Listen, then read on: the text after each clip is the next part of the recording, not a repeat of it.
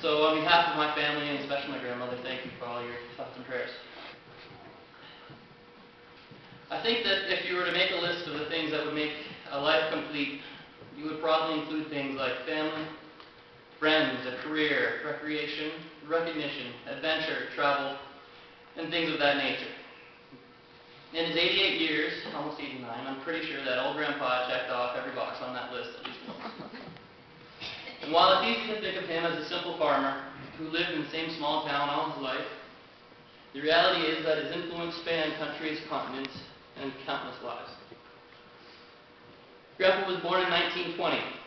According to the scrapbook kept by my grandmother Ruth, there was a certificate that indicated he could recite the Lord's Prayer, the Ten Commandments, and all the books of the Bible at the tender age of 6. I'm assuming that means he could name the books of the Bible and not recite the contents. Although I would not be surprised if he could. I don't think we ever visited Grandpa's house without a recitation of some sort of poetry, prose from Shakespeare or from one of his Onatario printers. For somebody who frequently claimed that he wasn't well educated, he had more lines of prose on file than anyone could possibly fathom. His love of literature was obvious and something he generally used to tell us stories while reading to us from the poem book.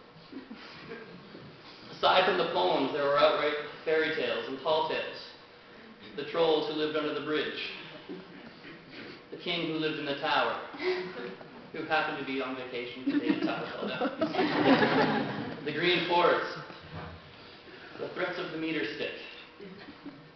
And I'm pretty sure the meter stick was only ever used for drawing straight lines, but we heard about it all the time. For a man with such imagination and joy of storytelling to have never written any of it down would be the greatest shame of all. I think the tallest tale he ever told was that every girl I'd ever dated would have passed me by if they'd only seen him first. It's true. Probably only true for half of them. In 1940, he went to Ottawa and signed up to be a member of the Royal Canadian Air Force. When asked what sort of skill or trade he wanted to pursue, he asked his cousin for advice. The advice was, there's no future in airplanes. Stick to a trade that will be useful after the war. So in 1942, he was officially enlisted as an Air Force mechanic, holding the rank of lead aircraftsman. Until the end of his life, he voiced his regret of not signing up to be a pilot, although his love of flying in planes was obvious by his propensity to visit air shows and hang out near runways, watching planes take off and land. Rumor has it, while he was still in the Air Force, he took as many rides as he could with the pilots who were flying test missions or training flights, just because he liked being up there. In 1943, he met a school teacher named Ruth Kennedy, and in the following year, the Air Force was kind enough to grant him permission to marry her. We have the certificate to prove it. They spent the next 64 years together, had 2 children, 9 grandchildren. And in the last 6 years, Grandma and Grandpa had the pleasure of seeing their grandkids have kids of their own and now have 9 great-grandchildren. Some of them are in the nursery downstairs. Several of his children and grandchildren either bear a name of Clair or of his brother Ethan. Each of the grandchildren could probably tell you a story about their favorite memories of Grandpa, but most of them would likely include going for drives, perhaps to St. Albert to get curd, or perhaps just to see how fast the Lincoln would go if we let it. Turns out pretty fast. Fast enough to make Grandpa giggle a little bit. There would probably be some mentions of the peppermint stashed in the glove compartment or on top of the fridge. And no Clair Algire story would be complete without a game of cribbage. It's hard to imagine exactly how many games of cribbage have been played at that table. We were sitting around last night trying to figure it out. And a conservative estimate would be 1 a day for about 50 years. That's 18,000 games of cribbage. And considering we never recall being beaten, his record at cribbage was 18,000 plus. Hall of Fame material, if you ask me. The amazing thing was, in all the years, and all the games, and all the hands, probably 250,000 hands of cribbage, not once was he able ever to score the perfect 29er. He used to joke that if he did, there better be 2 people around, one to grab the camera and the other to get his teeth. Yes, he was a joker, we all do that. I don't think he enjoyed anything more than a good laugh.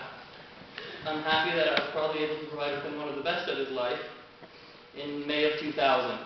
We had gone to Canmore, Alberta to attend my sister's wedding, and my brother and I had taken the opportunity to snowboard at Lake Louise. I don't know if anybody here is a snowboarder, but the thing is, your feet are strapped in. So if you ever lose balance, you can't step back to catch yourself. You generally just fall down.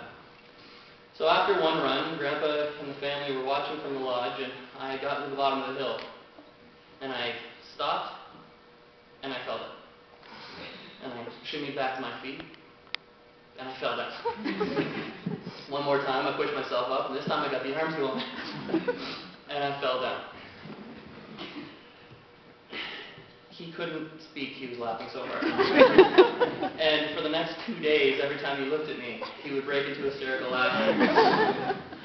And when he tried to explain what was so funny, it just became funnier because he would shake uncontrollably, tears rolling down his face, and just couldn't speak. And to this day, I heard about it probably every time I saw him. And that's probably one of my favorite memories of him because it's so happy. He was a farmer, which explains the barn. I used to think that was just a special place to keep his collection of calendars. But it turns out there were actual animals at one point. Other than the dogs he loved so much, Farley and Angus and all the ones that came before them. I'm told there were once chickens and cows. Weren't so much family, but sometimes still invited to dinner.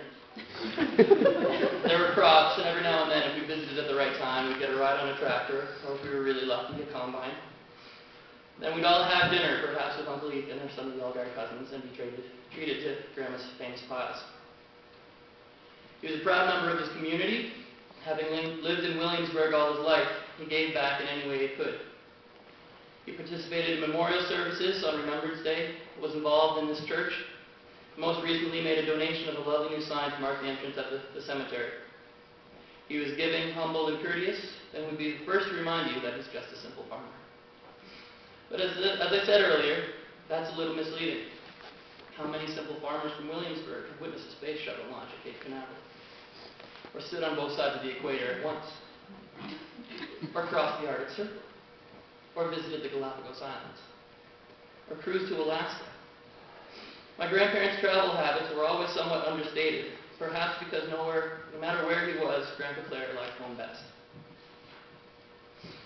Grandma, I know this will be hard, and we all love you, and we'll be there for you. You've always been a rock for Grandpa, and we will do anything we can to be strong for you. He will be missed, but I'm sure he's feeling just as lonely without you. There's one more story I'd like to tell. I heard it yesterday, overheard it at the visitation while somebody else was speaking to somebody else, but because I don't remember who those people were, I'm going to steal it and pretend it's mine.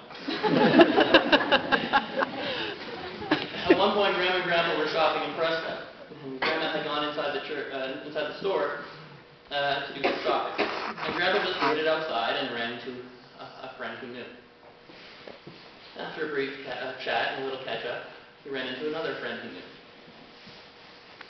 And then a third friend he knew. And then he told the third friend, you know what, I hope she stays in there a while. I'm kind of enjoying myself.